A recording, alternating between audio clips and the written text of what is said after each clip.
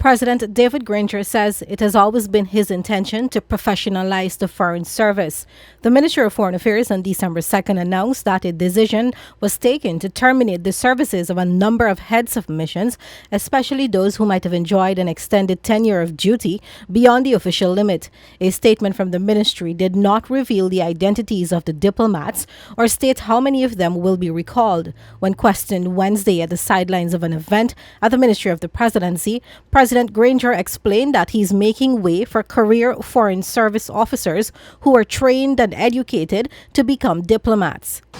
At the start of my presidency, I had made it clear that the ambassadors who were being appointed would be there for only 3 years, and that it was my government's intention to professionalize the Foreign Service.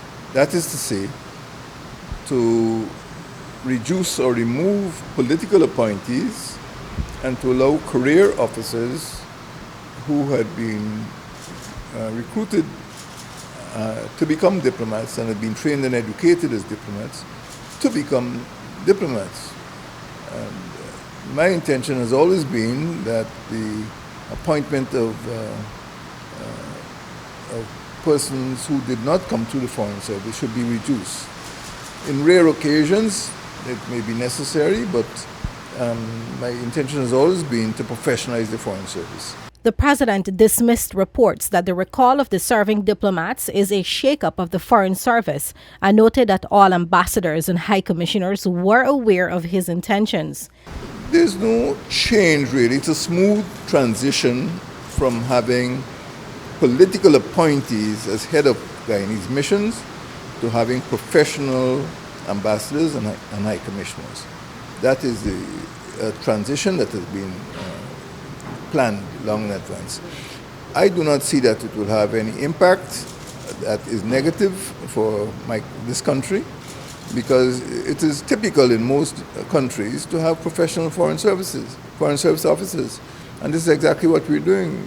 He noted that the contracts of many of the ambassadors and high commissioners expired during the time that there was some uncertainty about when elections will be held. As a result of that uncertainty, some of the changes were not made. But when it became certain that elections wouldn't be held until March 2020, a decision was taken to proceed with those changes.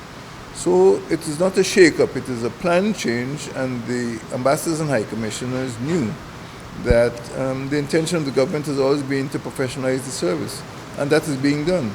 It's a plan that has been laid down and understood by the people inside the Foreign Service and, of course, by the ambassadors and high commissioners themselves. The Foreign Affairs Ministry had noted that the long-serving diplomats have been impeding on the progress of younger Foreign Service officers. Reporting for the newsroom, Fareeza Haniff.